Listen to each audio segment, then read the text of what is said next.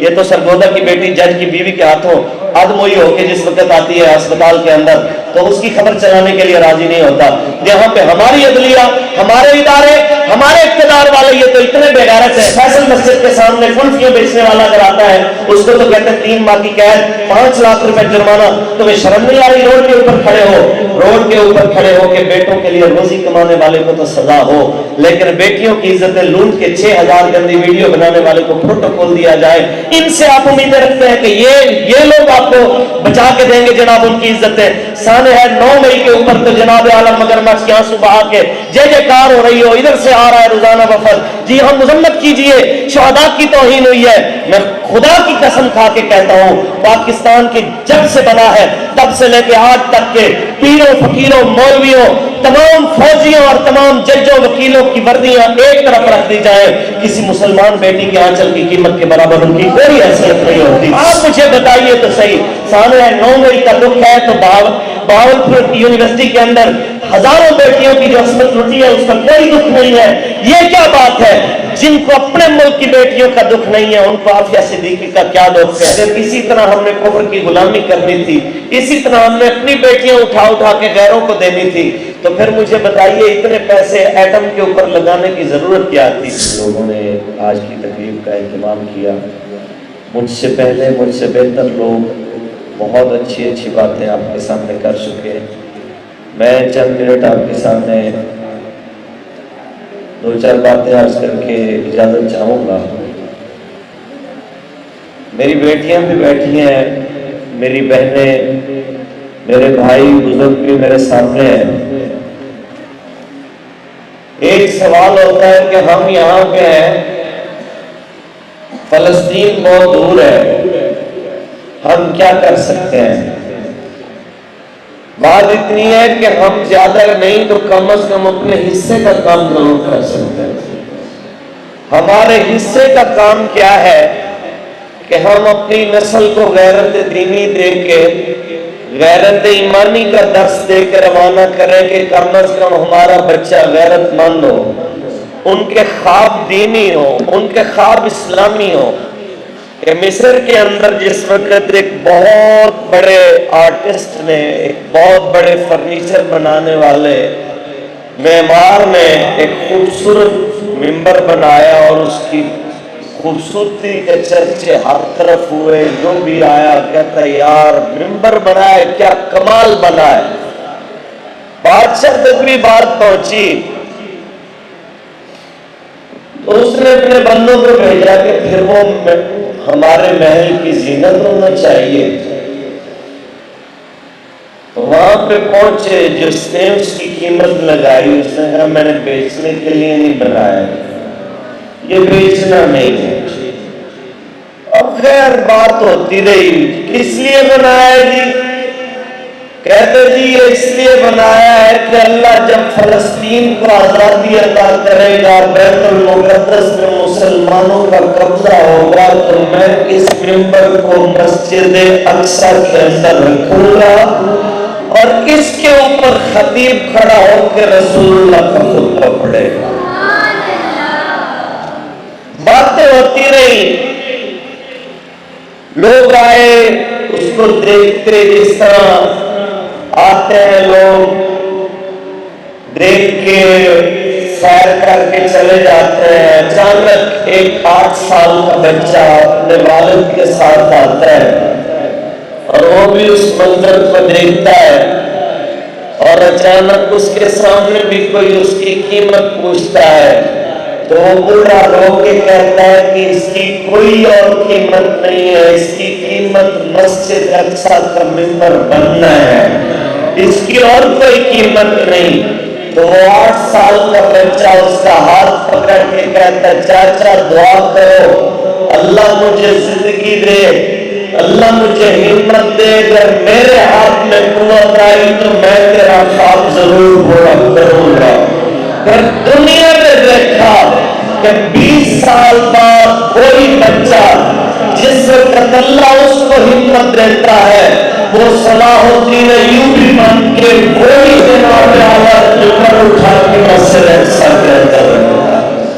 تو وہ 8 سال کا بچہ جس کو زمانہ آج صلاح الدین ایوبی کے نام سے یاد کرتا ہے، وہ اپنے باپ کی تربیت اور اپنی ماں کی تربیت کی وجہ سے پہلے مسلمانوں کے درد کو سمجھتا ہے، پھر بات کرتا ہے۔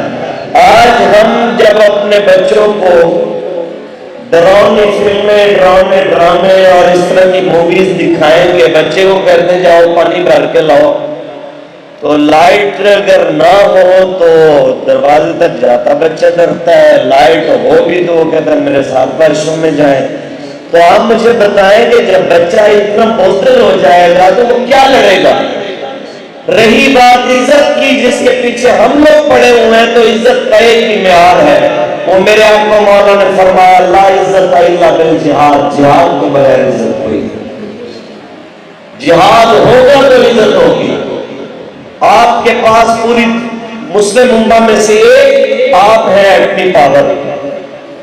ہمیں بہت دکھ ہوتا ہے کہ فلسطینی کیا سوچتے ہوں گے، یہ جس وقت ڈاکٹر عبد القدیر خان صاحب اور ان کی ٹیم کی محنت کی وجہ سے پاکستان نے ایٹمی دھماکے کیے، تو اس وقت فلسطینیوں نے مٹھائیاں بانٹی، جناب بڑی خوشیاں منائی، کیا بات ہے، یہ ہے وہ ہے۔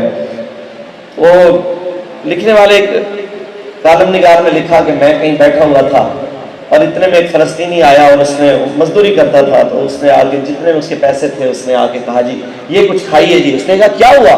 کہا آج پاکستان نے جناب ایٹمی طاقت ہونے کا جناب اعلان کیا ہے، انشاءاللہ مسجد اقصی آزاد ہو کے رہے گی۔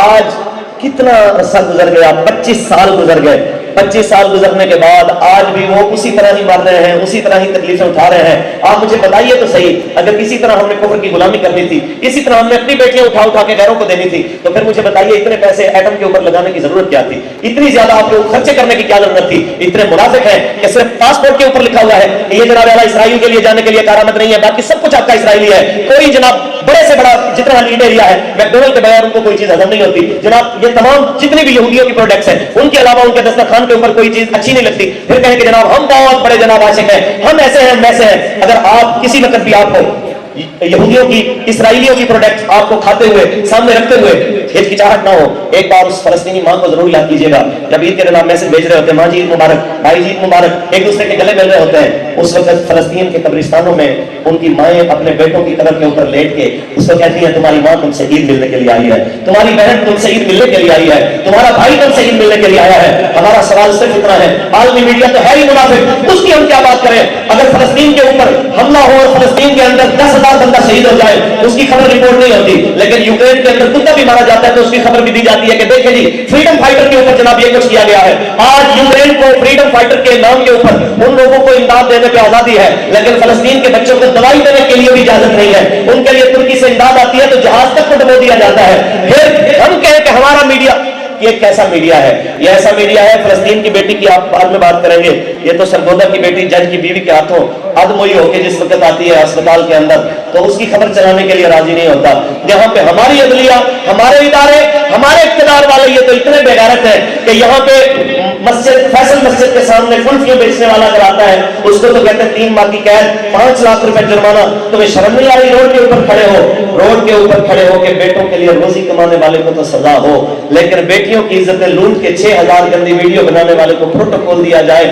ان سے آپ امیدیں رکھتے ہیں کہ یہ لوگ آپ کو بچا کے دیں گے جناب ان کی عزتیں۔ سانے ہے 9 مئی کے اوپر تو جناب عالم مگرمچھ کے آنسو بہا کے جے جے کار ہو رہی ہو، ادھر سے آ رہا ہے روزانہ وفد، جی ہم مذمت کیجئے، شہداء کی توہین ہوئی ہے۔ میں خدا کی قسم کھا کے کہتا ہوں پاکستان کی جب سے بنا ہے تب سے لے کے آج تک کے پیروں فقیروں مولویوں تمام فوجیوں اور تمام ججوں وکیلوں کی وردیاں ایک طرف رکھ دی جائیں، کسی مسلمان بیٹی کے آنچل کی قیمت کے برابر ان کی کوئی حیثیت نہیں ہوتی۔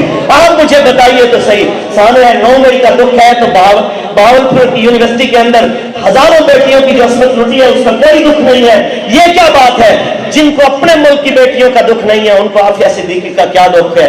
بس اتنا یاد رکھیے گا، انشاءاللہ وقت آنے والا ہے، حضور کا دین تخت پہ ہوگا تو یہ سارے مسائل حل ہوں گے۔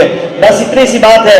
عافیہ صدیقی آپ کی والدہ مرحومہ، آپ نے جس وقت قبلہ بابا جی امیر المجاہدین علامہ خادم حسین رضوی رحمۃ اللہ علیہ سے بات کی تو تو کہنے لگی کہ عافیہ سے جب آخری بار بات ہوئی تھی تو اس نے کہا تھا کہ میں بہت تھک گئی ہوں، میں بہت پریشان ہوں، اور جب میری پریشانی اور لاچارگی بیچارگی آخری حد کو پہنچی تو ایک رات رسول اللہ تشریف لے کے آئے. جب رسول اللہ تشریف لائے تو مجھے دیکھ کے حضور رو پڑے، اور میں نے کہا یا رسول اللہ میری آزمائش کب ختم ہوگی؟ تو کہتے ہیں میرے اس سوال کے اوپر آقا و مولا کی آنکھوں میں آنسو آ گئے، اور میرے آقا نے فرمایا عافیہ یہ تمہارا امتحان نہیں، یہ تو میری امت کا امتحان ہے کہ وہ تمہیں کب یہاں سے لے کے جاتی ہے. اب یہ ہماری اور آپ کی ذمہ داری ہے کہ ہم اپنی بیٹی کے لیے کیا کر رہے ہیں، اس کے لیے کیا آواز بلند کر رہے ہیں. آپ کی اور ہماری ذمہ داری ہے اپنے بچوں کو اپنے گھر کے اندر فلسطین کے لیے، اپنی بیٹیوں کے لیے، اپنی ملت کے لیے روزانہ کچھ نہ کچھ درس دیجئے، انہیں احساس دلائیے تاکہ آپ کے بچوں میں صلاح الدین ایوبی اور نور الدین زنگی کا جذبہ بیدار رہے. اللہ تعالیٰ مدرسہ نظام الملک کی ساری ٹیم کو اپنی برکتوں سے